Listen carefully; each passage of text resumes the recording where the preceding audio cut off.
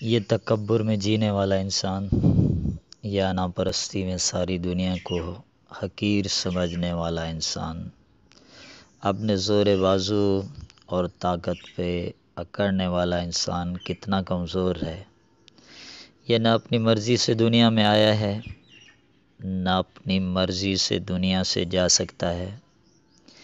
اس نے لاکھ کوششیں کی کہ میں کبھی مریض نہ بنوں، لیکن پھر بھی مریض ہو جاتا ہے۔ یہ کبھی مرنا نہیں چاہتا، لیکن پھر بھی موت آ جاتی ہے۔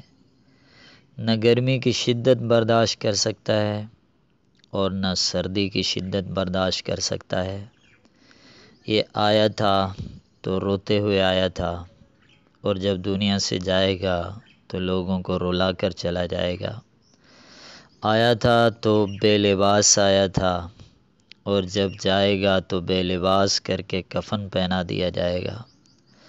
آیا تھا تو کہنے والوں نے کہا تھا اسے کپڑے پہنا دو، اور جائے گا تو کہنے والے کہیں گے اسے کفن پہنا دو۔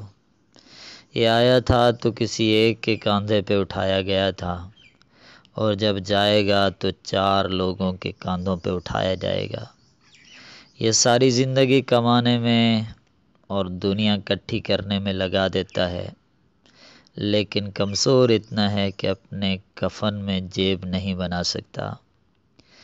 وہ اتنا کمزور ہے کہ رب کے کسی فیصلے کو ٹال نہیں سکتا۔ وہ نہ ملک الموت سے لڑ سکتا ہے، نہ وہ موت کو شکست دے سکتا ہے، نہ وہ قبر کو شکست دے سکتا ہے۔ اس انسان کی سب کمزوریوں کو دیکھ کر یاد آتا ہے خلق الانسان ضعیفا، کہ انسان کو کمزور پیدا کیا گیا ہے۔ لہٰذا اپنی ضعیفی اور کمزوری کا اعتراف کریں، اپنے رب کے سامنے خود کو عاجز کر دیں، انکساری اختیار کریں، اور اپنی کمزوری کا اعتراف کرتے ہوئے اپنی انا اور تکبر کو خاک میں ملا دیں۔ دعا ہے اللہ ہمیں عمل کی توفیق عطا فرمائے، آمین۔